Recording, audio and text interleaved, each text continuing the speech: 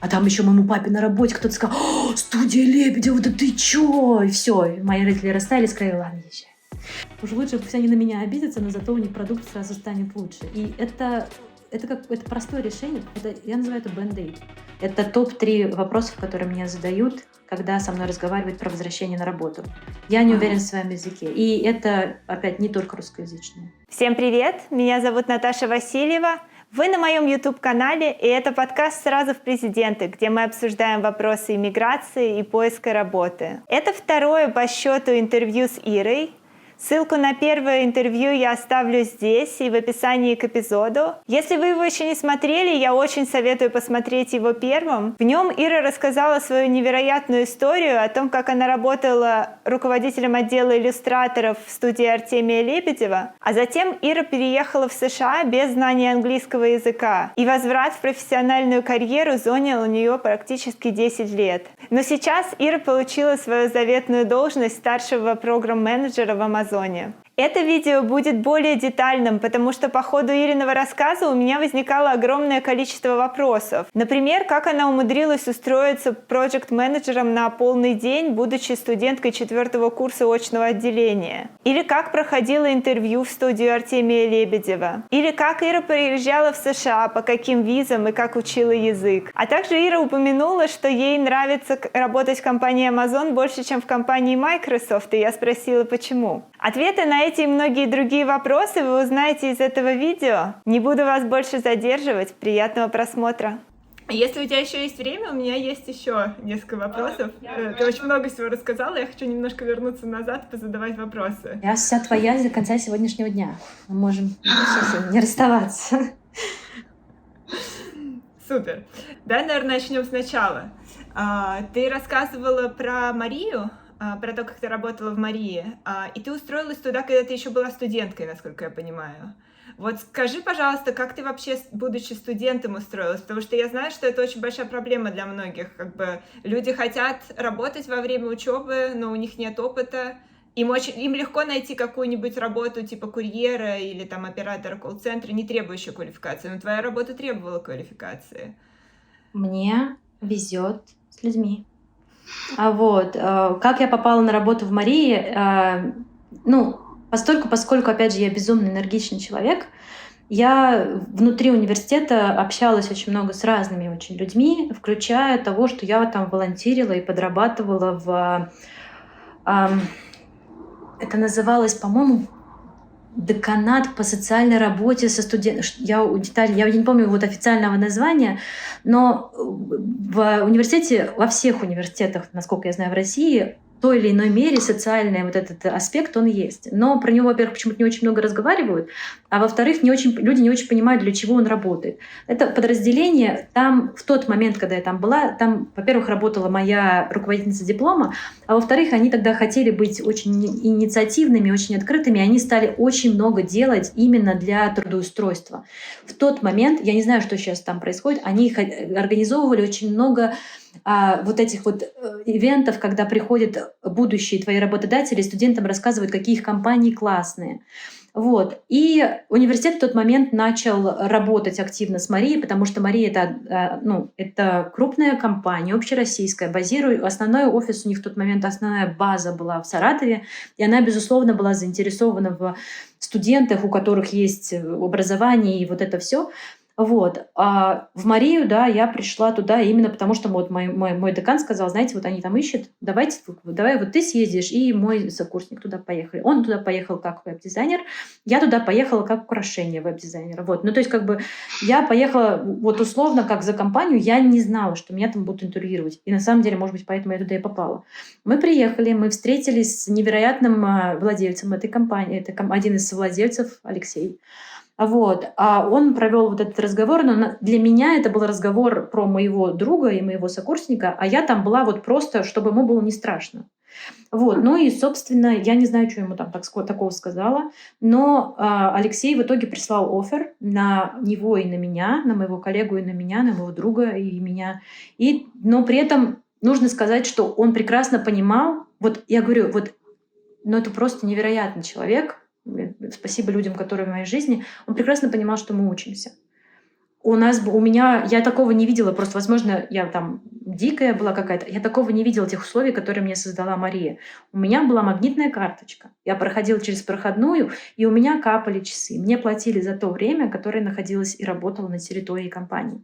У меня были проекты, у меня был менеджер, то есть я работала там, я не могу сказать, что там сидела, но вот тот момент, что, во-первых, на меня это не давило, потому что я знала, что вот если я нахожусь на территории, мне за это платят. Я не нахожусь, мне не платят. И при этом вот все прекрасно понимают. Нас называли на фабрике студентами, то есть так прямо. Но при этом в нас вот Алексей и вообще Мария как компания в тот момент, я не одна там такая была. Нас там было несколько людей. Он просто брал очень талантливых ребят. Я не отношу себя к очень талантливым, я говорю, кто случайно попал.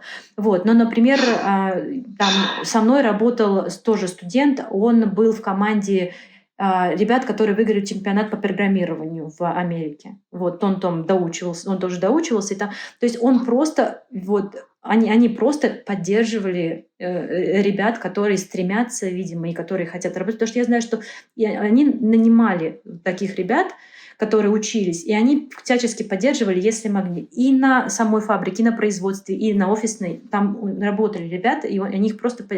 Мне просто повезло с людьми. Я до сих пор с ним периодически как-то соприкасаюсь с этим начальником, и меня поражает, что он меня помнит, потому что мы тут в самолете с ним один раз встретились, когда я была в России предпоследний раз, и он мне помог с чемоданом, и вот, понимаешь, то есть вот такой небожитель такой говорит: ой, а что ты здесь делаешь? А я с маленьким ребенком, и он там мне помог, выгрузил мой чемодан, отдал меня моему свекру на руки. То есть я говорю, понимаешь, и в тот момент, когда я к нему пришла и сказала, что я ухожу, то есть они же мне вот я вот так понимаю, что вот они же мне безумно много дали. Они в меня безумно много вложили. И в тот момент, когда я пришла и сказала, знаешь, я ухожу, у меня оффер из другой компании, мне сказал, откуда? Я сказала студилевиде, он сказал, мы столько не дадим, езжай. И вот насколько у людей, у человека мудро, потому что я в тот момент нормально работала в компании, я приносила компании деньги, у меня были классные цифры. То есть, я понимала, что его компании я нужна. В принципе, они могли продолжать меня использовать. При этом, естественно, уже там ничего не говорила про зарплату, потому что она у меня, опять же, говорю, была запредельная для меня. Вот. Я ничего не требовала, и я была, в принципе, удобным работником. Но вот эту найти в себе мудрость, чтобы отпустить, я считаю, что это просто... Но я раздавала листовки до этого, я работала то есть через все вот эти вот работы, которые у меня тоже в жизни были. И более того, когда на фабрике появлялись какие-то возможности подработок, например, заклеить конверты для дилеров с новогодними открытками за экстра 1000 рублей, я это делала. То есть там типа они приходят, если у них есть какая-то такая подработка у маркетинга для студентов. Они говорят, слушайте, а не найдете нам пару? Я говорю, а вот у вас пара студентов, я буду делать эту работу. То есть я бралась за все, что можно, потому что, во-первых, надо было как-то выживать в студенческие годы, а во-вторых, мне было интересно все попробовать. Классно. То есть, получается, работа у вас была почасовая, с абсолютно свободным графиком, да? Да. То есть передо мной стояли задачи, которые нужно было выполнять. Безусловно, я там писала отчеты, и передо мной ставили задачи, но при этом не было такого контроля, что я должна сидеть на территории там, с 9 до 5. Я могла приехать ночью. Вот, я могла, то есть они, по-моему, на выходные нельзя было, потому что все-таки там security, они же мебель собирали там же, где мы и работали. Но в целом никто не контролировал момент, когда я пришла, и момент, когда я ушла. Не было и не было... Опять у меня, может быть, специфика работы такая, все-таки мы занимались веб-созданием, вот это все. Но не было такого, что я там на митингах должна была присутствовать. А если должна была, то это все... Я помню, что меня там на выставке возили такие вот эти вот огромные экспо-ивенты, которые, чтобы я изучала... Потому что я делала competitive analysis, сейчас это называется competitive analysis, в тот момент я не понимала, но я делала там вот эти вещи, анализировала конкурентов, анализировала, что конкуренты делают, чтобы продвинуть продукт в интернете. Они все делали, чтобы поддержать вот эту всю работу. То есть там я за счет компании ездила на вот эти огромные выставки кухонь. Я помню, это первая моя поездка в Москву была, собственно, потому что меня Мария отправила вот на эту экспо и на все дилерские какие-то эти. То есть я получала невероятную поддержку и невероятную мне помогали расти изо всех сил. Вот прямо изо всех сил. Я получала невероятную поддержку со стороны руководства. Безусловно, я там совершала ошибки, безусловно, и мне за них доставалось, конечно. Но в целом у меня безумно положительный опыт, и я там очень многому научилась.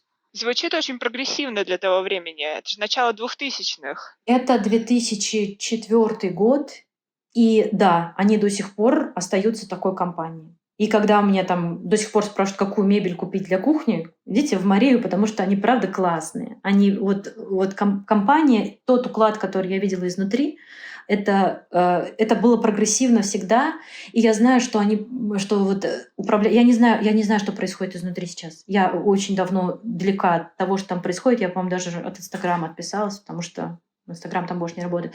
Но то, что я знаю об этой компании, они продолжают поддерживать, они продолжают работать, и они продолжают быть впереди всего. Может быть, я в них так влюблена, потому что там проработала, но опять же, я там конкурентов анализировала постоянно. Я видела, что они очень много смотрели на Запад, кухни, собственно, оригинальные дизайны там, по-моему, были из Италии, и мне кажется, что еще и владельцы очень много путешествовали в тот момент. Они прям активно много путешествовали, и, возможно, это помогало им адаптировать какие-то такие вещи снаружи. И они, если мы там на личности переходим, то они интеллектуально были очень хорошо развиты. То есть с ним было всегда интересно поговорить не только как со своими управленцами, которых я безумно боялась, потому что, о, боже мой, начальник. Но и именно там они просто очень развитые люди в том плане, что они постоянно занимались обучением себя. И там вникать во все эти веб-сайты, в эти примочки, они это делали. И делали все 4. Хотя там был один из владельцев, он был про производство. Но даже он задавал вопросы, и он пытался углубиться и понимать, что происходит. Они были всегда Они знали, что происходит, и это было безумно приятно. Я всегда чувствовала, что они понимают, о чем мы говорим. Классно. И после этого, проработав там, ты говорила, что ты влюбилась, написала Артемию Лебедеву. Влюбилась я не в Артемия Лебедева, я влюбилась... Хотя мое сердце принадлежит и ему тоже. Нет, но у меня случился роман с молодым человеком, и поскольку мы говорили про мою семью, это был единственный в жизни моей истории до сих пор, когда мои родители не поддержали мой выбор.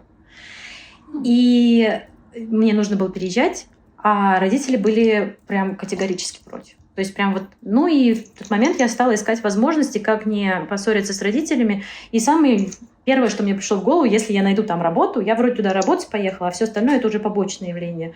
И плюс мои родители не в вакууме живут. И когда я им сказала, в какую компанию я еду работать, а там еще моему папе на работе кто-то сказал: «О, студия Лебедева, да ты чё?» И все, мои родители расстались, сказали: «Ладно, езжай».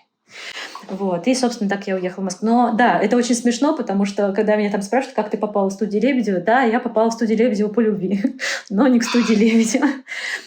Нет, это было, опять, про студию тоже могу говорить только положительные вещи. Там было много тяжелых моментов, но они меня сделали тем, кто я есть. Если бы там все было просто, я бы не была тем человеком, который сейчас с тобой разговаривает. Я там очень многому научилась. И уходя, я услышала спасибо. То есть я услышала спасибо. И для меня до сих пор эта оценка, которую я получила от Артемия, наверное, он, кстати, даже не вспомнит, что он мне в какой-то момент сказал, что я хороший управленец. И для меня это одно из самых... Когда мне там говорят, что тебя заставляет думать, что ты профессионал. Меня заставляет думать, что я профессионал, то, что я однажды услышала это даже от Артемия Лебедева, который, мы с ним не очень тесно работали, потому что, безусловно, большая компания. И несмотря на то, что я руководила иллюстраторами, иллюстратор — это не самый большой бизнес в компании. То есть основной бизнес в тот момент был веб-создание. Несмотря на это, он видел, что я работаю, и он сказал мне однажды, даже не однажды сказал, что он видит и ценит мою работу. Для меня это было очень важно, и я до сих пор храню это где-то на подкорке своей головы, что он мне однажды это сказал. Для меня это было важно. А расскажи с самого начала, насколько я поняла, ты получила свой оффер до того, как ты переехала в Москву от них. Я переехала в Москву за 3 дня до моего первого рабочего дня в студии. То есть я прошла интервью, и я потом какое-то время еще дорабатывала, дотягивала свои дела в этом. То есть там еще была такая интересная ситуация, что интервью я прошла в отдел веб-создания. Но они начали откладывать выход. Потому что, собственно, было логично, чтобы я вышла в веб-создание, потому что я занималась веб-созданием. Но по каким-то причинам они стали откладывать мою start date, и в этот момент мне приходит письмо о том, что у них есть роль в отделе иллюстраторов, и если я хочу, то я могу выйти в отдел иллюстраторов завтра.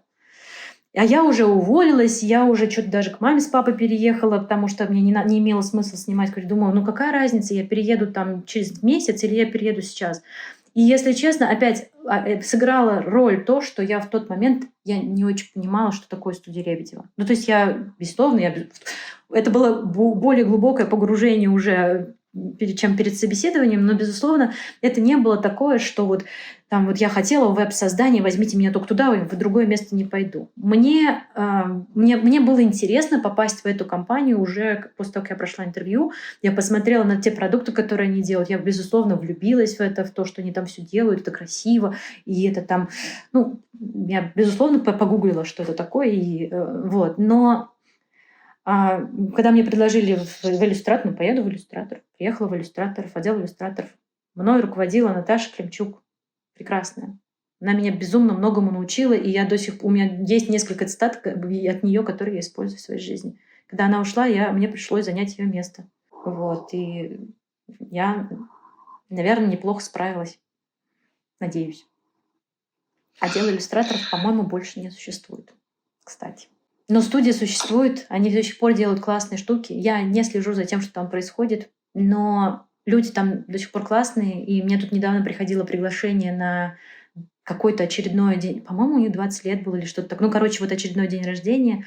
Ну, то есть, так или иначе, студия чуть-чуть присутствует в моей жизни. Я дружу с многими людьми оттуда, и люблю их нежно, и учусь от них до сих пор. И это очень круто, что я там была, потому что, я говорю, это круче, чем университет. Это университет, который на живом. Ты делаешь операцию сразу, собираешь самолет в воздухе. Это чудесно. Очень интересный опыт. Знаешь, мне тоже сейчас напомнило, когда ты говорила, что ты не совсем понимала, что такое студия Артемия Лебедева, когда туда шла на собеседование. Мне кажется, что у меня мой самый такой успешный опыт собеседований, который вылился там в какую-то долгосрочную классную работу, был тоже вот примерно в таком же ключе, когда я не совсем понимала, куда я иду, не совсем понимала, нужно ли мне это. Мне кажется, это придает какое-то вот это вот отсутствие благоговения, отсутствие вот ужасной нервозности, что вот я только туда хочу и никуда больше, оно дает какой-то внутренней уверенности, которая помогает, мне кажется, на интервью в том числе. Ну, это точно так, потому что я об этом много читала именно с психологической точки зрения, что, ну, а при этом, когда ты начинаешь читать гайды по подготовке к интервью, тебе говорят, первое, изучи историю. Они же тебе книгу какая-то компания мне присылала прям вот книгу, история бренда. И там, знаешь, 300 страниц истории бренда. И ты такая думаешь, окей. Ну, то есть это, мне кажется, это как раз добавляет. Ну, безусловно, это ресерч, но, с другой стороны, я с тобой, я считаю, что да. Что вот я, разговаривая с Денисом Шохиным, это многолетний, мне кажется, он до сих пор управляет. Это вот в кругах вот известный человек, и я не знала, кто передо мной. Вот для меня, когда вот я сейчас его знаю, кто это такой человек, это как, я не знаю, это как поговорить с главным директором Мадонны. Или вот, то есть, ну вот, если бы я понимала, кто передо мной сидит, я бы не была так спокойна, расслаблена. И у меня, ну то есть я помню, что я до сих пор помню, что то интервью прошло классно. Я не боялась, я не притворялась, ничего нет. Я просто была собой, и, видимо, ему это все, потому что не один меня собеседовал, было несколько людей, с кем я разговаривала, девочки, с которыми меня собеседовали, девушки, они сейчас уже женщины, я до сих пор с ними дружу, и я им периодически говорю спасибо за то, что они мне позволили, за то, что они в меня поверили и взяли меня на работу, потому что они, безусловно, принимали участие. Вот, и однажды я передо мной извинилась. Я говорю, нет, ты должна извиняться, и ты должна носить корону, что я считаю, что ты мой знаковый человек. Вот. Нет, я думаю, что это один из секретов успеха, но при этом, да, это был, я помню до сих пор тот день, и я даже, по-моему, запахи помню, но я не помню, что я была одета. Хорошо. Ты поработала у Артемия Лебедева, и потом ты говоришь, что ты познакомилась со своим бывшим с будущим. Извиняюсь. Вы ему это пошлём. Да, ты поработала у Артемия Лебедева, познакомилась со своим будущим мужем, и так ты переехала в Нью-Йорк. А скажи, как вы вообще познакомились, как это произошло? Мы любим рассказывать эту историю, потому что это часть, когда мы начинаем благодарить интернет, мы подшучиваем, что это у нас arranged marriage. Мы с моим мужем выросли в одном городе. Наши мамы 20 лет проработали в одной школе. Мы никогда не пересекались до момента, когда он уже был успешным человеком в Нью-Йорке, а я уже работала в студии Артемия Лебедева. Я добавила в друзья на Одноклассниках, они должны тебе за это все заплатить потом, его брата младшего, потому что он тоже старший ребенок в семье, в которой 3 мальчика. И он меня увидел в рекомендациях друзей и добавил в друзья. Потом было почти 4 года дружбы онлайн. То есть это были отношения. Причем, я говорю, это непонятные были отношения, потому что, много ли ты поддерживаешь в своей жизни отношений на расстоянии с человеком, которого ты никогда не видела? То есть он, безусловно, в какой-то момент он приехал там встретить своих родителей, мы пересеклись в Москве, выпили кофе, но не было никакой романтической подоплеки, просто вот люди, которые с друг другом... Но при этом мы общались каждый день. 9 часов разницы, у меня тут жизнь, у него там жизнь, но не было там ни одного дня, когда мы не общались. Это единственная причина, почему я до сих пор держу свой профайл на Одноклассниках, потому что эти все переписки, они вот сначала были же в Одноклассниках, потом уже там появились какие-то скайп, еще что-то. Вот. И у него были какие-то принципы, у меня были какие-то принципы, я тут вроде как живу с молодым человеком, у него здесь тоже, но при этом мы с друг другом разговаривали абсолютно обо всем. То есть, если бы я знала, что он будет моим мужем, я бы очень многие вещи, наверное, с ним не обсуждала бы там, всякие там. Вот. И вот потом в какой-то момент в студии я поняла, что я попробовала все в плане работы. И я стала... и плюс у меня начался разлад с моим молодым человеком. Вот. Мы там начали серьезно думать про то, чтобы разъехаться. И вот под давлением всего этого я начала искать работу и написала об этом своему лучшему другу в Нью-Йорк. И он мне такой в ответ написал, вообще из студии надо уходить в какое-то значимое место, наверное, замуж за меня. И через 2 недели он все бросил, прилетел на выходные в Москву. Мы все там, он был на выходных там, мы вот 2 дня просто проговорили обо всем. Потому что ни я, ни он, мы не допускали, что будут какие-то романтические отношения. То есть мы были просто друзья. Вот. И в результате этого разговора он меня пригласил на неделю на Хэллоуин в Нью-Йорк. Я приехала, мы пообщались еще. Потом я приехала еще через месяц, я приехала уже на День Благодарения, он мне сделал предложение, и мы начали придумывать, как сделать так, чтобы я переехала в Америку. Потому что, опять, ни языка, у меня была открытая B-виза, но при этом у меня никогда не было планов переезжать куда-нибудь. У меня было все хорошо в Москве. Да, я думала про переезд в другую компанию, но при этом переезд в другую компанию и переезд в другую страну — это немножко разные вещи. Вот. Приятным моментом было то, что наши родители, когда они узнали о том, что мы начали общаться на романтическом, они, по-моему, на 1.5 праздновали вместе это. Они общаются там, они друзья до гроба, у них прям такие классные отношения, то, что мои родители прям обожают. Мне кажется, мои родители любят моего мужа больше, чем меня. И то же самое с его родителями, то есть у нас классные очень отношения там с семьями, вот.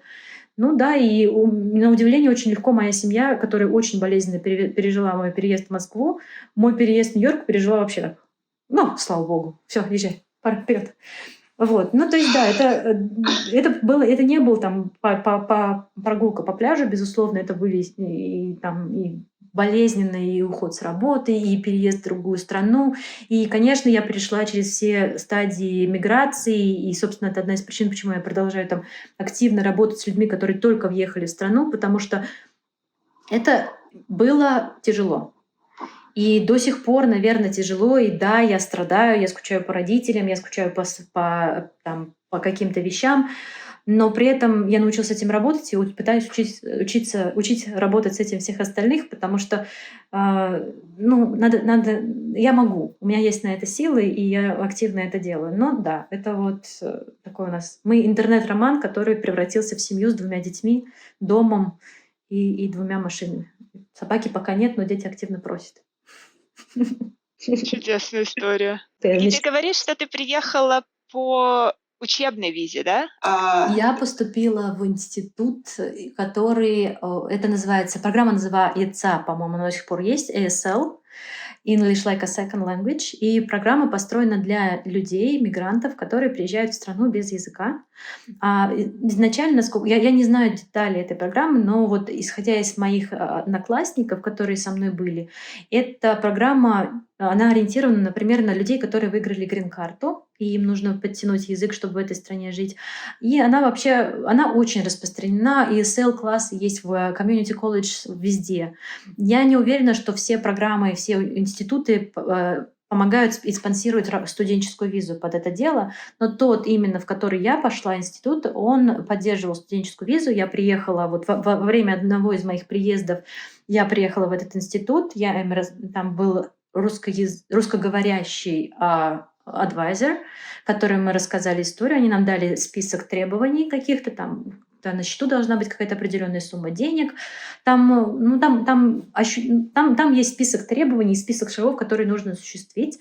Они давали форму, и ты с этой формы приходил в Москву в посольство, и там тоже было интервью, и тебе давали годовая виза у меня была на не миграционная F-виза. По этой визе нельзя ничего, вот вообще работать, не положен social security номер. То есть ты по этой визе можешь единственное, что делать, это ходить и учиться. В принципе, там были какие-то ходы, когда можно было как-то быть трудоустроенной на кампусе, и это, возможно, помогало тебе обрести social security номер, потому что без него даже права нельзя было получить.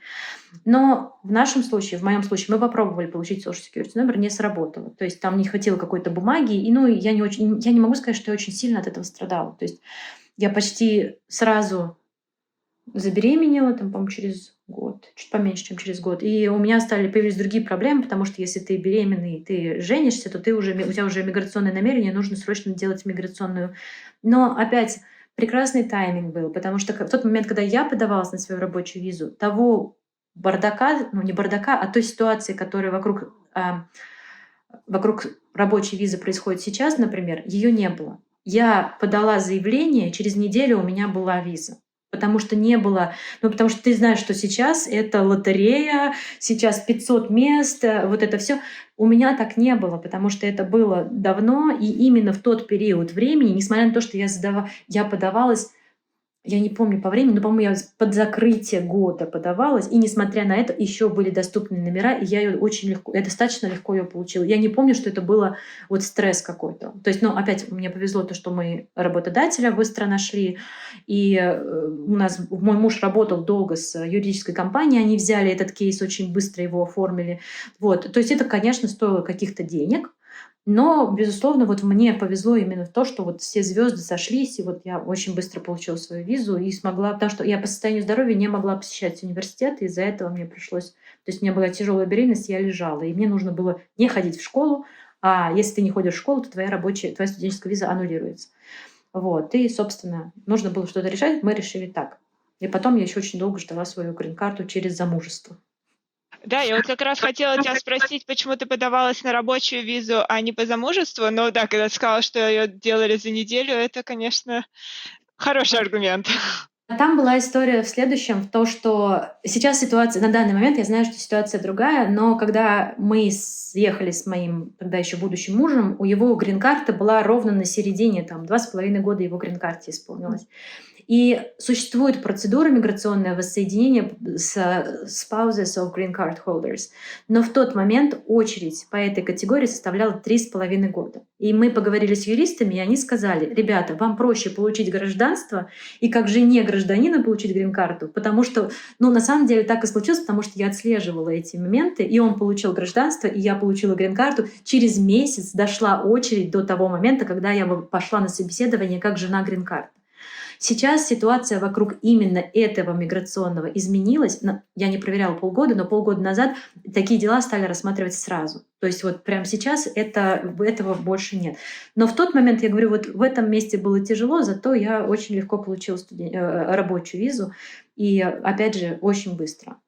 Вот. Но мы рассматривали вариант получения грин-карты через брак, но он был тогда недоступен. Доступен, но не травматично доступен, скажем так. А расскажи, как ты нашла своего первого работодателя, который спонсировал рабочую визу? То есть ты с плохим знанием языка, ты немножко проучилась, еще беременная, недееспособная. Как это получилось? Это история, опять же, про людей.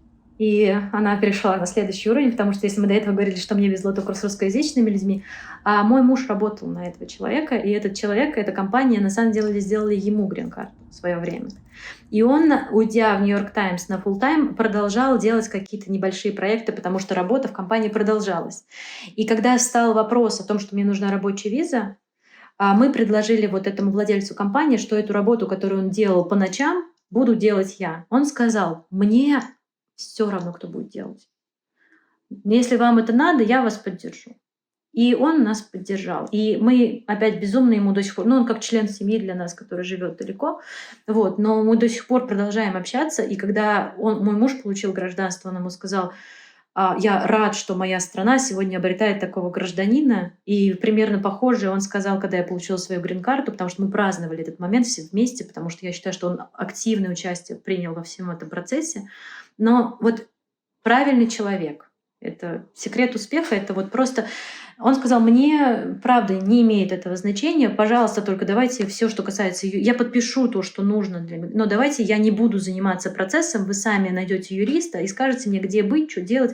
То есть он, конечно, там... Мы не то, что, знаешь, там нам принесли грузовик с конфетами. Нет, мы работали, мы искали, мы советовали с юристами, но при этом, опять же, вот зная все истории миграции, которые я знаю сейчас, нам безумно повезло. Нам безумно повезло, что он согласился. И не часто люди вот так вот идут навстречу и говорят, да, я помогу. Я старалась работать для него изо всех сил, рук и ног. И я говорю, я нашла там много клиентов, и мы хорошо с ним посотрудничали несколько лет. И я не могу сказать, что я там вот просто на нем спаразитировала, но нам безумно с ним повезло. И что вот он согласился и пошел навстречу и посотрудничал с нами, поучаствовал в моей жизни. А что за работа это была? Компания называлась... Боже, я не помню, как она называлась, но она просто уже не существует. Офис базируется в Вирджинии. Изначально это была такое staffing agency, которая вот продает сотрудников другим компаниям. Вот. Потом у них были какие-то клиенты, которых они поддерживали. Клиенты, которых они поддерживали, они были не сильно... то есть, насколько там я обновляла веб-сайты школ каких-то государственных. То есть у них было вот такой вот... Я бы назвала это веб-сайт support work.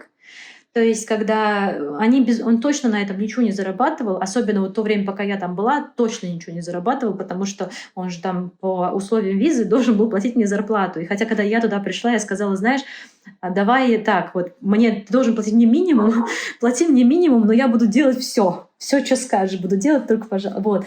Но я не думаю, что он там сильно на мне заработал, но та работа, которую я делала, это было обновление там каких-то страниц на каких-то сайтах его клиентов. То есть там была верстка именно такая не сильно сложная, это было HTML еще, то есть это не было какой-то технический. Вот. Я ему нашла несколько клиентов, через которых он сделал веб-сайты такие, знаешь, типа вот не что-то глобальное, то есть это локальные бизнесы какие-то, которым нужно было создать веб-сайты. Вот я делала техническую часть этих вещей, а он был еще дизайнер, который делал лица, то есть всю графику, там красоту делал. Вот. Но вот последнее время мы прям сильно выживали. Мы работали по минимуму, который, опять же, требует миграционной службы Америки, но мы не нарушали закон.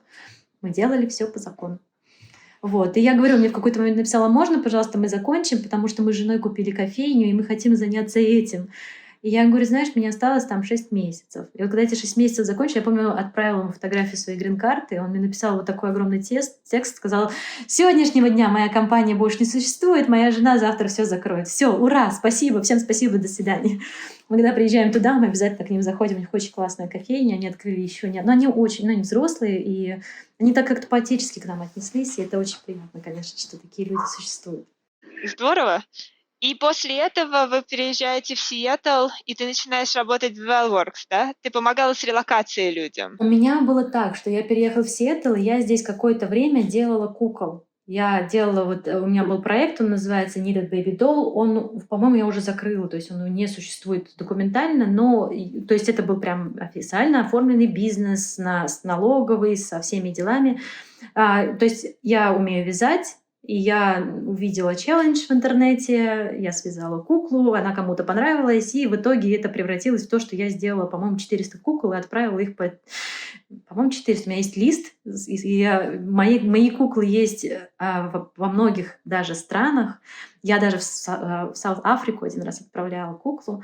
Вот. Это было классно, это было интересно. В какой-то момент я перестала справляться с объемом, потому что было много, но при этом я не очень уверена в себе человека, и я боялась аутсортить, например, какие-то детали вязать, потому что я боялась, что создастся мой конкурент. Вот. Это была моя большая ошибка, потому что если бы я пошла на это, я пошла бы на аутсорсинг, то можно было бы развить дальше и, возможно, сделать из этого что-то более глобальное. Но, если честно, в тот момент, когда я уже до этих объемов дошла, уже появился Dwellworks в моей жизни. С Dwellworks была такая история, что я захотела туда сразу, но они меня не брали. Не брали они меня, потому что я не водила машину, а driver license — это один из requirements там. И когда я получила права, они меня сразу взяли. И я сразу, придя туда, я уже, в тот момент это был мой тогда шаг к Амазону. И плюс, это правда, вот если мы говорим про Dwellworks, про компанию и про работу, которую я там делала, для моего персоналити это было волшебное место. Потому что я люблю помогать людям, я люблю общаться с людьми, мне с людьми интересно. Плюс у меня появился доступ к совершенно уникальным людям. У меня появился доступ к людям, которых наняли в эти IT-компании. Это вот для меня тогда это были мои будущие коллеги, которых я могу потрогать, поговорить. Плюс это был невероятный культурный обмен. У меня были клиенты со всех точек мира. Китайцы, японцы. И я, как человек, опять же, выросший, возможно, там в глубинке, я могла с ними поговорить как с друзьями. Мне рассказали, как делать чайную церемонию. Мне рассказали, как сари на себя одевать. У меня то есть, безусловно, там не со всеми клиентами был такой вот personal touch глубокий, но при этом я пообщалась с людьми, которыми... я не могу остановить человека на улице и у него что-то спросить. А здесь у меня была возможность. Здесь у меня была возможность поговорить с человеком и задавать вопрос. И для них я тоже была такой... не каждый раз ты встретишь девушку из России в Сиэтле. И они тоже мне задавали вопросы. У меня была возможность поделиться какими-то мне задавали про медведей задавали вопросы, про балалайки задавали вопросы, и про космос задавали вопросы. То есть, безусловно, для них я тоже была такой вот, способ изучения мира окружающего. То есть я безумно была опять благодарна этому опыту, потому что, во-первых, я поняла, что это живые люди, я смогу с ними работать, они меня понимают, и я даже критические какие-то ситуации, потому что Dwellworks, казалось бы, такой вроде бы позитивный портрет, который я нарисовала, вот этих всех клиентов, но одновременно это люди, которые находятся в одной из самых критических ситуаций в своей жизни. Переезд по уровню стресса 2 или 3. Безусловно, я сталкивалась с эмоциями. Безусловно, я сталкивалась с ситуациями, когда там, и кричали люди, и им было плохо, и они там переставали со мной коммуникатировать, был плохой... То есть я помогала им переживать сложный отрезок в жизни в их. Это меня тоже безумно многому научило. То есть вот я считаю, что то, что я сейчас достаточно спокойно разговариваю с людьми с разных культур, с разных стран, понимаю акценты, это заслуга только Dwellworks. Dwellworks дало мне... То есть у меня была потрясающая история, когда я перевозила молодого человека из Китая, мы с ним встречались в Старбаксе, мы начали с ним разговаривать, мы оба поняли, что мы друг друга вообще не понимаем. И я ему предложила, говорю, давай смс-ками переписываться. Свиданием это сложно назвать, но мы сидели в Старбаксе друг напротив друга, 2 часа переписывались смс-ками. Отлично, классная была программа, вообще супер. Мы нашли ему квартиру на следующий день. То есть вот все прошло чудесно. Даже такие, но при этом он так растерялся, он не знал, что со мной делать. Я ему показываю на телефон, говорю, давай мы же с тобой до этого общались как-то по СМС, давай продолжим. И он мне был так благодарен, что я предложила СМС. Это был нереально классный опыт, и я использую эти знания до сих пор, когда там я вижу, кто-то переезжает из русскоязычного комьюнити, я там часто пишу и пытаюсь помочь, поддержать, потому что я знаю, как с этим работать. Я знаю, как помочь и как пройти вот эти шаги миграции, через которые все, к сожалению, мы или к счастью должны пройти. Там, как пойти, в какой день лучше пойти в Social Security Office, вот, и когда правильное время поменять свою driver license. То есть не надо ее менять в тот момент, когда ты живешь в corporate housing. И у меня возможность с этими людьми общаться была еще в тот момент, когда они находились в своей стране, в стране, откуда они переезжали. И там тоже были такие классные моменты. То есть мне подарки, например, привозили, какие-то небольшие сувениры, но это было безумно приятно. И люди очень любят делиться своей культурой. И вот культурный обмен, который у меня происходил на этой работе, это вот, я считаю, дар. Вот. Плюс я там внутри компании смогла что-то там пошевелить, поизменять, поинициировать какие-то вещи, которые улучшились.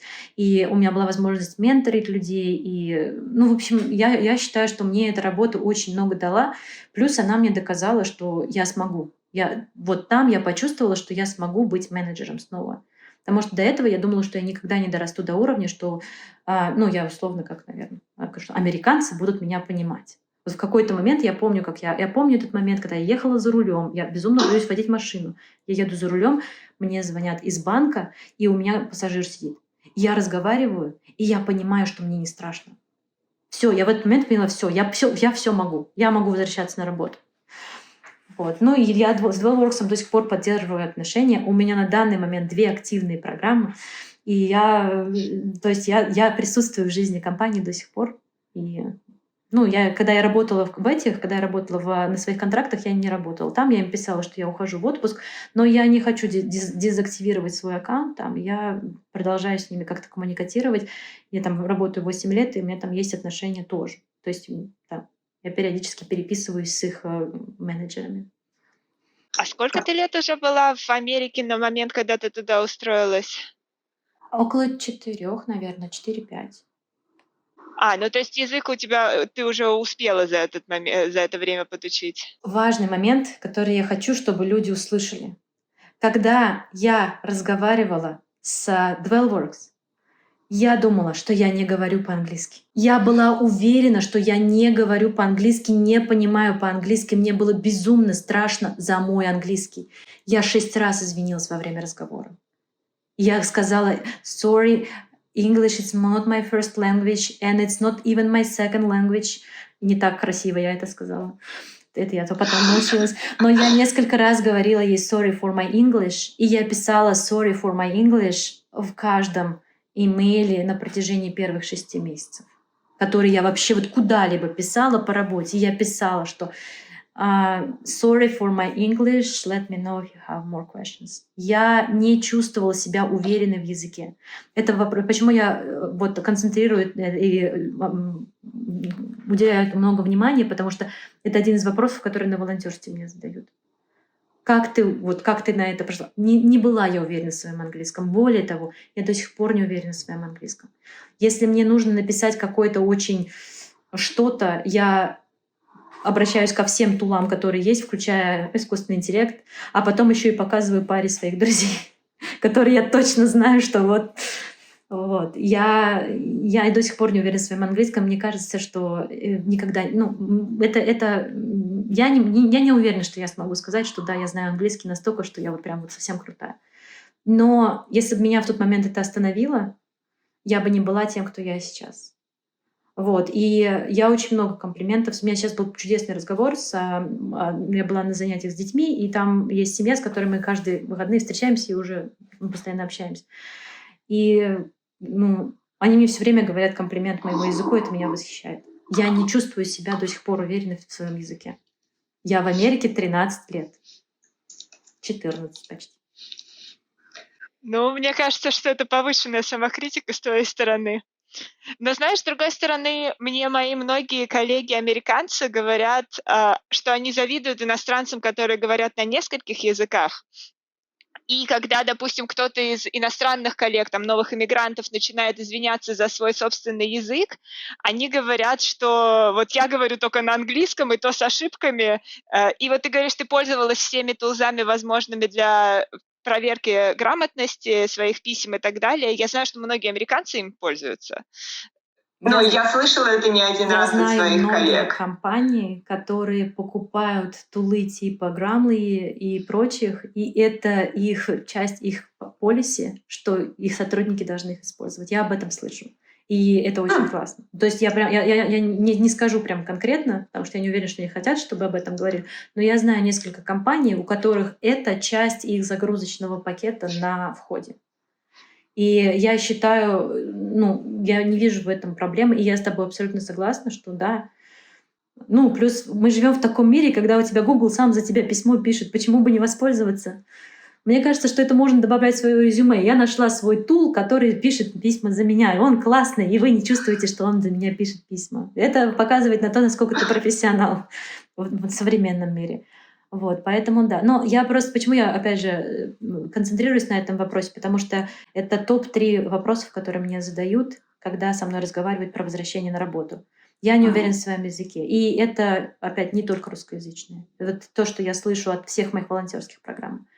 А вот как ты не испугалась? Испугалась.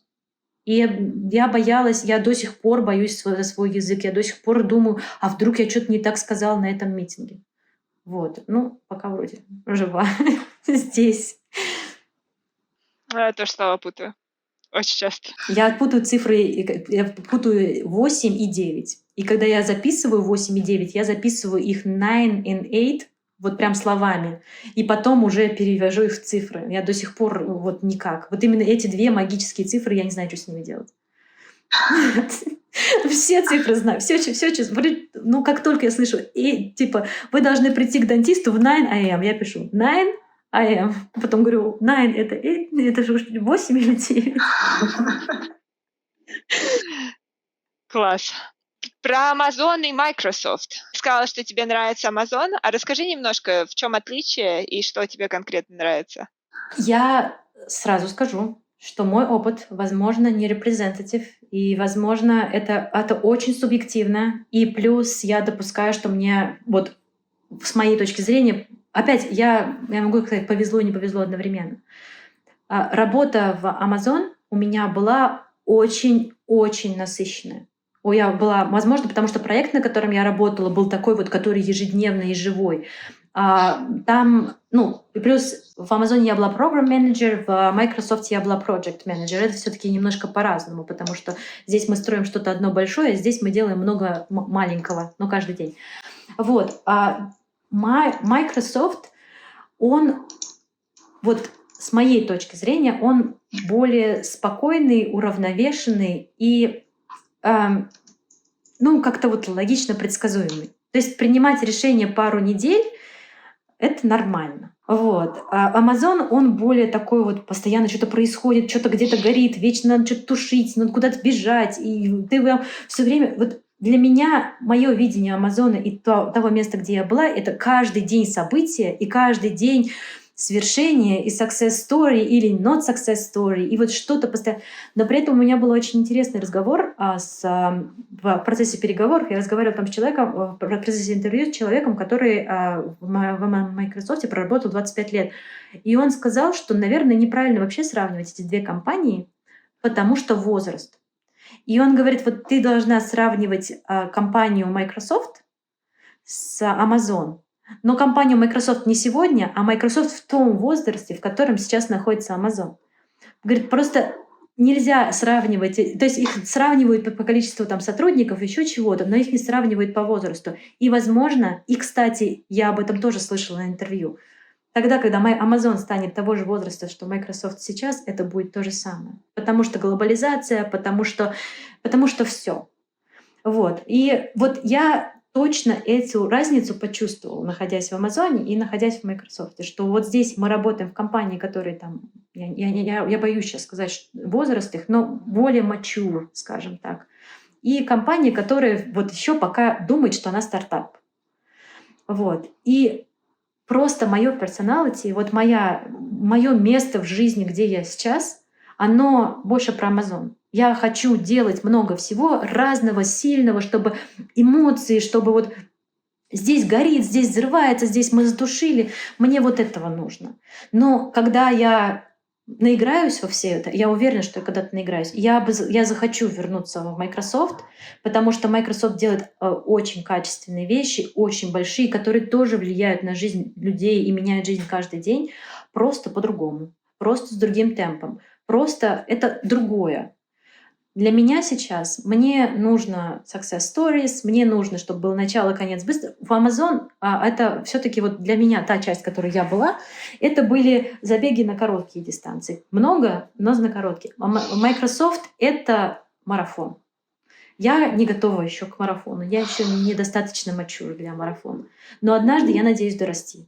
Потому что, опять же, то, что мне дал Microsoft, я не смогла бы взять в Amazon. То есть мне не дали. Мне не дали. Может, я бы смогла, но мне не дали. То есть, возможно, я просто не докопалась до этого. Вот. Люди, опять, чудесные. Я с такими классными людьми в Microsoft поработала. И сейчас, когда встал вопрос о referral, мне 6 людей сказали, а давай мы напишем.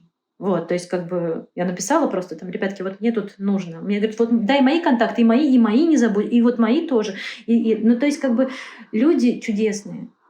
И я помню, что мне там бросили мой коллега, мой начальник вдруг заболел, и мне нужно было неожиданно стать лидером на митинге для очень высоких людей. И я звоню, у меня дрожит голос. Я говорю, ребят, я тут первый раз делаю. Я получила такую поддержку от них. У меня этот митинг, я чувствовала себя, знаешь, примой балериной. Потому что мне там после каждого моего предложения хлопали и говорили, класс, да, вот так, у тебя так классно получилось. То есть митинг был рабочий, и мы в итоге все, что надо было обсудить, но мне было это прям безумно приятно. То есть вот люди, опять, мне везет с людьми. Вот, плюс там очень структура, и вот мне, наверное, этому еще учиться. Как это все построено, как вот степ-бай-степ. Вот эти все вещи, которые отработаны годами, они там тоже очень интересны. В Амазоне тоже сделаны, но здесь они сделаны по-другому. И я рада, что я умею теперь и так делать. То есть, безусловно, я безумно благодарна этому опыту. Плюс, там больше выходных, например. У них так, мы знаем, что в Амазоне, по-моему, 6 официальных выходных, там у них немножко побольше, вот, и немножко поспокойнее. Плюс они так, там поприятнее. Плюс у меня был очень интересный life-work balance Microsoft, потому что моя команда была вся на East Coast, и я с утра была на митингах, а после обеда я занималась только данными. У меня было очень четкое разделение, это было очень удобно для меня лично. Это было просто то есть меня никто не отвлекал, когда я работала с данными, и там с текстами, когда я работала. Мне это очень сильно помогало совершать меньше ошибок. То есть я вот сейчас считаю, когда мне со мной разговаривают, как строить. Я теперь знаю, как я хочу строить свой рабочий день. Потому что раньше я так не делала, вот сейчас, придя на работу, я скажу, ребятки, вы знаете, я работаю вот так. Мне так хочется работать. Вот, посмотрим, что мне на это скажут. Но в целом, вот я этому научилась. И, я считаю, что это... и плюс митинги с большими людьми я теперь не боюсь вести, потому что я вот такое получила. И получила прям вот... я говорю, это буквально на первой неделе моего присутствия в Microsoft. Я была на подобных митингах, и тут вот, так получилось, что вперед нужно рулить. И вот я поехала рулить. И, во-первых, мне доверили, а во-вторых, мне потом столько людей там мне написали, ой, ты молодец, на первой неделе ты так хорошо отвела митинг, вот тебе вот фидбэк такой, тебе нужно вот это подтянуть, вот здесь об этом почитай, но в целом было хорошо. И там пару человек мне позвонили еще, сказали, как можно сделать это получше еще. То есть вообще класс. Вот, поэтому я считаю, что первое, наверное, некорректно вообще их сравнивать, потому что вот возраст компании, это безусловно... Я, честно, не обращала на это внимания, но это правда. Я не была в Microsoft в том возрасте, в котором сейчас Amazon. И они все-таки разные. Вот. Но оба прекрасны. Я рада, что я была частью обоих. Ты про фидбэк упомянула, что тебе после того митинга, который ты провела, дали очень детальный фидбэк о том, что ты сделала так, что ты сделала не так. Мне очень нравится здесь вот эта культура, когда прям детально говорят человеку, указывают на какие-то конкретные моменты и помогают расти таким образом в профессиональном плане. Учитывая то, что я контрактор, они не обязаны это были делать. Но при этом они это делают, и это для меня особо ценно. Потому что, все-таки, при всем положительном отношении контракторов, контрактор — это контрактор. но при этом я была безумно, потому что мне написали люди, которые были, ну, у них явно есть чем еще позаниматься, кроме как давать мне фидбэк. Но то, что они мне написали, и это вот там не было негатива. Там было конструктивные моменты, которые там мне сказали, ну вот смотри, ты вот шеришь экран, вот это там, нужно вот это убрать, оно мне не нужно это видеть, но при этом это отвлекает мое внимание. То есть там были классные советы, которые я использовала, и я их использую в повседневной жизни тоже, потому что я даже не задумывалась об этом. Вот, и я тоже стала давать фидбэк, если я чувствую, что он нужен. То есть, ну, как бы даже в каких-то вот в бытовых моментах, там у меня там есть несколько людей, которые стартуют личный бизнес, и я им пытаюсь помогать. И я когда вижу какую-то ерунду, я перестала бояться обидеть. Я стала бояться, что если они это не исправят и будут дальше совершать эти ошибки, то у них дольше времени дойдет до того, чтобы делать это лучше. Уж лучше пусть они на меня обидятся, но зато у них продукт сразу станет лучше. И это простое решение, я называю это бэнд-эйд. Простое решение для комплексной проблемы. Давайте мы не хотим это, давайте сделаем, исправим быстренько, и все. Это что-то, чему ты учишься каждый день. Да, я тоже очень выросла в этом плане, когда переехала в Америку. Потому что мне кажется, что здесь очень много такой американской культуры в этом детальном фидбэке. Ну, мне кажется, что в некоторых моментах я боюсь задеть чьи-то чувства. Но Я тоже. Но как бы, если работа, то, наверное, на работе чувств-то не должно быть. Работа — это все-таки профессионализм сначала, а потом про чувства. И мне очень сложно, потому что мне очень сложно перейти в рабочий мод и говорить так, ну вот я сейчас вот скажу, и человек обидится. Вот у меня почему-то такая вот в этот момент сложно перешагнуть. Но я над этим работаю, и я считаю, что это очень продуктивная практика. При этом в реальной жизни эта практика тоже работает. То есть вот она в бытовом моменте, она тоже очень классно работает, и она мною опробована. И расскажи теперь про самый последний твой момент, когда ты сейчас искала работу. Ты потеряла работу, получается, в действительно такое довольно плохое время, когда еще было мало вакансий, и рынок был медленный. И ты говорила, что у тебя были депрессивные состояния. Как ты справлялась с этим в психологическом плане?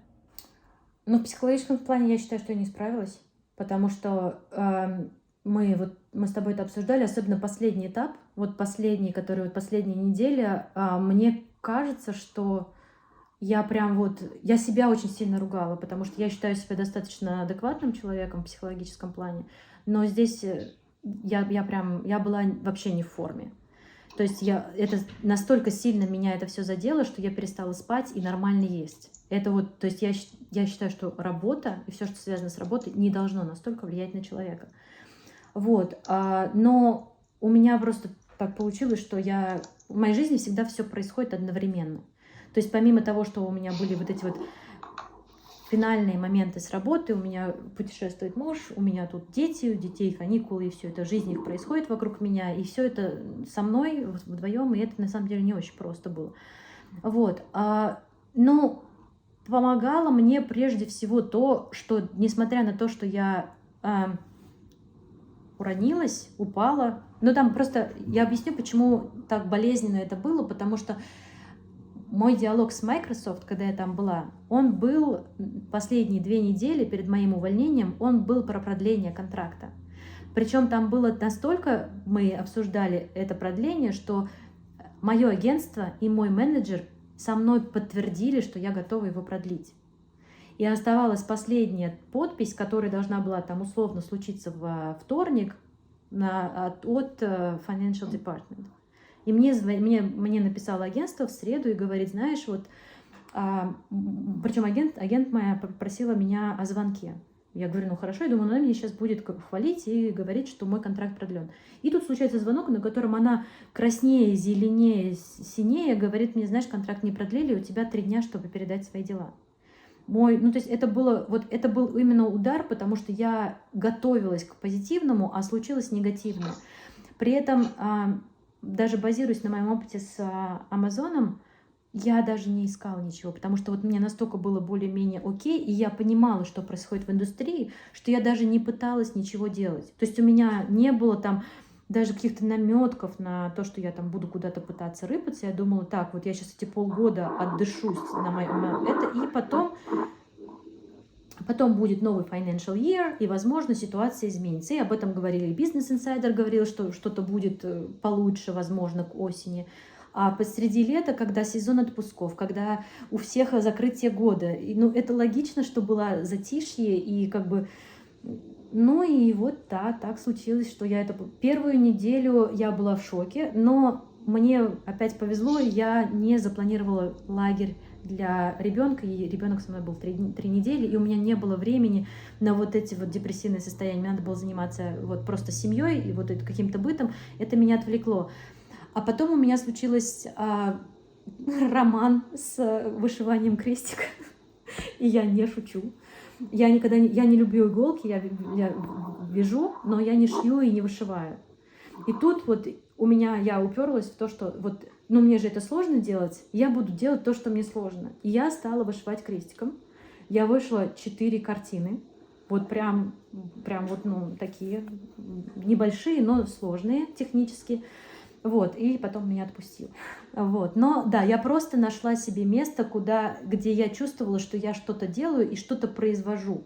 То есть вот такой момент, особенно это касается профессии, я буду говорить про менеджеров, потому что я про них знаю, особенно в России, я это очень часто слышала, вам, менеджерам, тяжело, потому что вы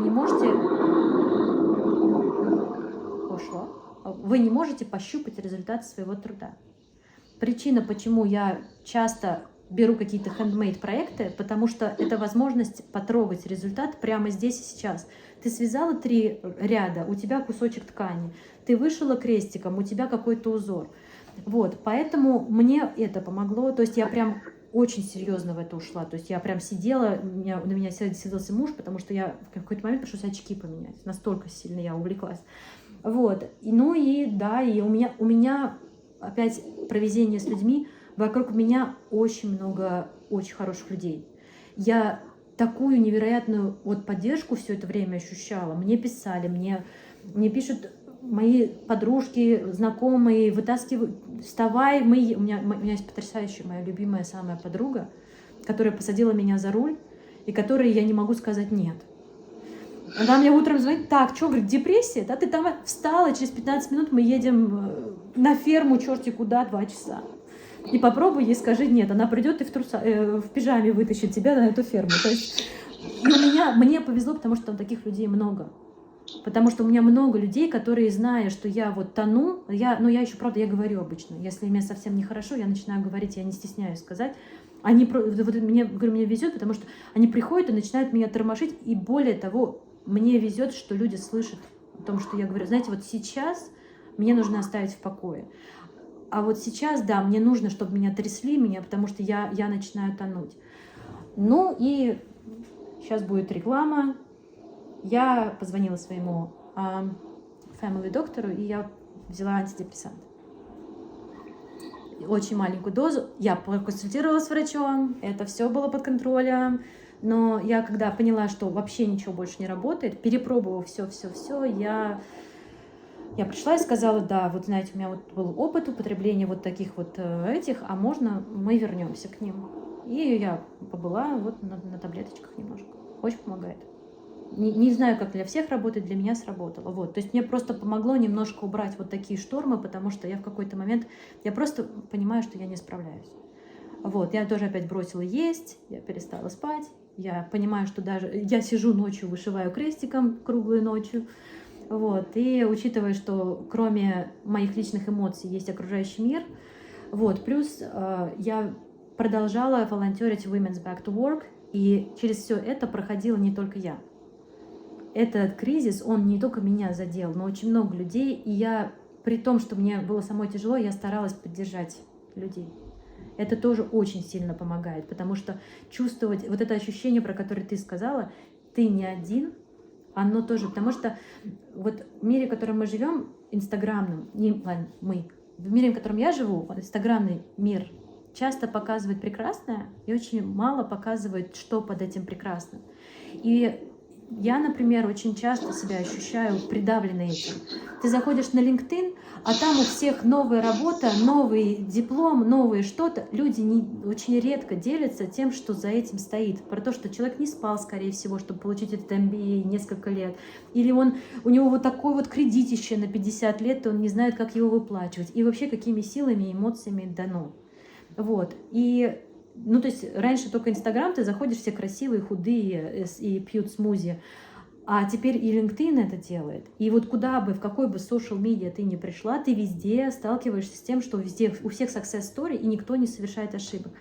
И поэтому люди боятся говорить. Вот те люди, с которыми я общаюсь, они боятся даже говорить о том, что у них проблемы. Вот. Вот я поговорила о своих проблемах с Women's Back to Work. И с WorkChat мы говорили там об этих падениях. И плюс есть какие-то люди, с которыми я постоянно общаюсь, с которыми нужна поддержка. Спасибо большое, что делишься такими вещами личными. Это очень важно, потому что действительно очень много вокруг такой радужной картинки, как у всех все получается и как все здорово у всех в жизни, кроме тебя. Вот такое ощущение, но мне написала пару дней назад моя сестра, которая поменяла работу. И она, синдром притворщика, да, это как называется? Вот, и я ей об этом... Самозванца. Синдром самозванца. И я об этом, она в России, поэтому нужно об этом сказать. Вот, я ей об этом рассказываю. И она говорит: ой, я об этом никогда не слышала, моя сестра чуть-чуть моложе, чем я. Я говорю: так, послушай, сейчас я тебе все расскажу. Вот, и, такие вещи о том, что за любой большой победой стоит много-много падений. Я даже посты в этом периодически стараюсь написать, такие, расскажите о своих больших отказах и своих проигрышах, потому что я считаю, и я получаю очень серьезный фидбэк положительный на такие вещи, потому что когда у тебя все классно, как у меня сейчас, так хочется об этом трубить на каждом углу. Когда тебе плохо, ты даже боишься об этом сказать. То есть это же, как же так, я в мире инстаграмных див, я такой проигрыш. На самом деле, я больше ценю людей, которые приходят ко мне, когда им плохо, особенно когда им плохо в самом начале. Потому что если я чем-то могу помочь, если ко мне человек приходит с болью на раннем этапе, проще помочь. Врачи всегда говорят, если у тебя начались только симптомы болезней, проще остановить, чем ты приходишь в поздней стадии. Депрессия, миграция, все, с чем постоянно ты сталкиваешься у людей, человек, когда начинает какой-то негативный опыт переживать, он думает, что только он один такой через это проходит. Да нет, они у всех. При этом, если ты начинаешь разговаривать с человеком один на один, и задаешь ему вопрос: это у тебя же так все легко. Он тебе говорит: подожди, легко. Сейчас я тебе расскажу, как я тут не спала 5 лет в университете, потом, как я здесь работала, училась, и еще у меня тут ребенок неожиданно родился, а еще я тут жила, мне из страны нельзя было выезжать, потому что у меня документы были вот так. Об этом люди как-то забывают рассказать. А когда один на один начинаешь разговаривать, они об этом рассказывают. Поэтому разговаривайте, общайтесь друг с другом и не бойтесь просить помощи. Но это не специальная русскоязычная комьюнити, это весь мир. То есть я с этим разговариваю каждый день, разговариваю на разных языках с разными акцентами. Как же я расскажу, что у меня все плохо? Изменилось после ковида. Даже на LinkedIn, я думаю, что ты тоже это видишь, стали появляться, когда массовые увольнения пошли, в тот момент об этом стало не страшно говорить. И не только там: меня сегодня уволили, а люди пишут: а знаете, я уже полгода не могу найти работу, и я уже готов выйти с плакатом: наймите меня кто-нибудь. Люди перестали, за все плохое за что-то хорошее мы можем что-то сказать спасибо, и это за то, что люди перестали быть только, то, что там выходят на трибуну люди, у которых там невероятно классное резюме, классный опыт в монстрах, там Microsoft, Netflix и прочих, но они не могут найти работу. И когда ты на них смотришь, ты же понимаешь, что, ладно, если у таких людей не получается, может быть, это не во мне проблема, может быть, правда, индустрия в критической ситуации, и никто не знает, как с этим жить.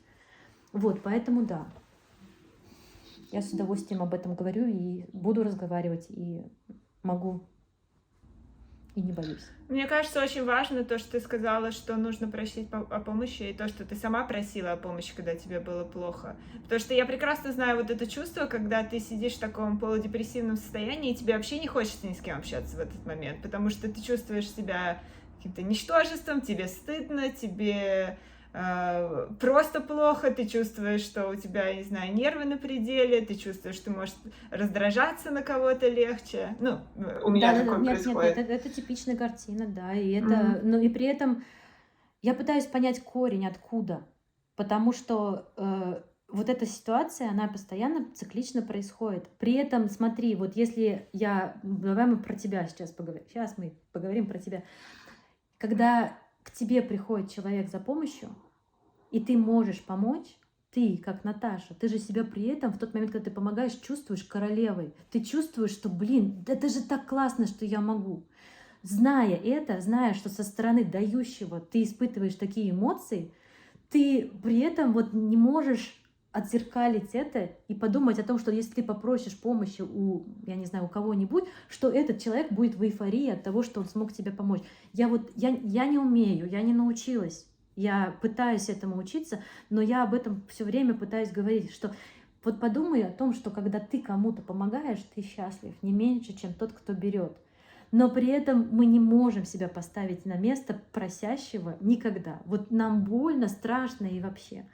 При этом, сколько бы раз я не просила помощи, каждый человек, который мне помогал, он же всегда это делал. Ни разу не было такого, чтобы мне кто-то, ну ладно, я так и будет, помогу тебе с твоей сломанной машиной. Я такого никогда не видела.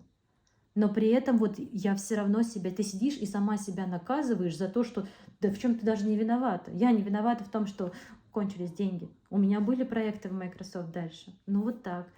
Я не осталась в Амазоне не потому, что там я плохая, а потому что есть правило 11.6 или 11.3 или 18.6. Есть какие-то рамки, которые от нас не зависят, но при этом мы обязаны с ними мириться и жить.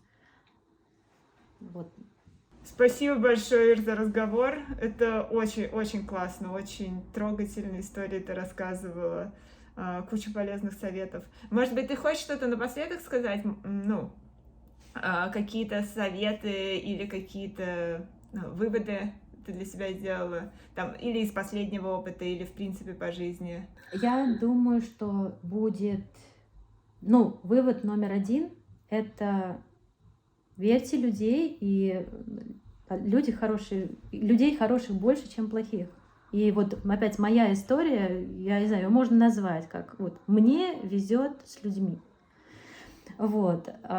Вся моя история — это мне везет на людей, и мне классно. Вторая — это не бойтесь просить помощь.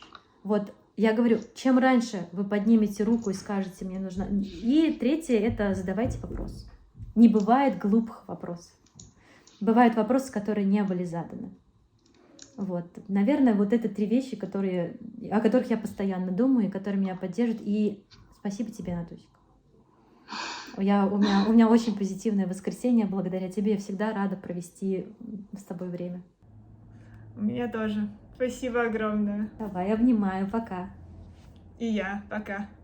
На этом на сегодня все. Спасибо огромное за просмотр. Разговор получился долгий, но я надеюсь, что вам было интересно, и вы почерпнули для себя много полезного из истории Иры и из советов, которые она давала. Пишите в комментариях, что вы думаете по этому поводу, что полезного для себя вы узнали, какие советы вы, возможно, можете применить в своей жизни, или делитесь своими собственными историями, я с удовольствием их все прочитаю. Также подписывайтесь на этот канал, если вам нравится, ставьте лайки. Подписывайтесь на аудиоподкаст, если вам удобнее слушать в аудиоформате, он доступен на всех основных подкаст-площадках. Я буду рада пообщаться с вами в комментариях, а также мы очень скоро увидимся снова. Спасибо за просмотр. Пока!